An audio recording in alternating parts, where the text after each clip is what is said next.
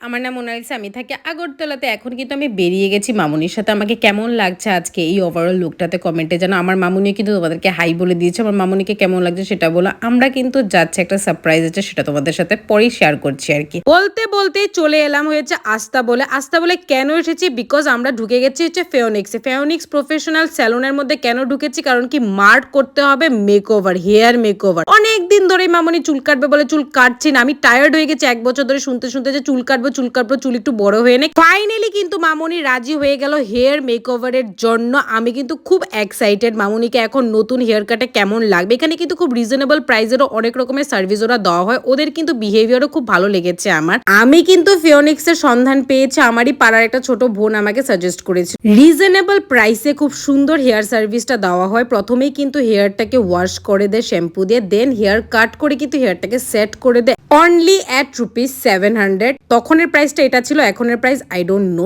Exact লোকেশনটা তোমাদেরকে আমি একটু জানিয়ে দিচ্ছি। North gate, opposite of Astabal ground, Rajbari of Agartala, Tripura 799001। তোমরা কারা কারা ফিওনিক্সে গেছো আর তোমরা কি কি সার্ভিস করেছো কমেন্টে জানাতে ভুলবে না। আমার মার এই ওভারঅল হেয়ার মেকআপে আমার মাকে কেমন লাগছে সেটাও জানাতে ভুলবে না। মা স্টেপ কাট কেটেছিল। That's all for today's video. By.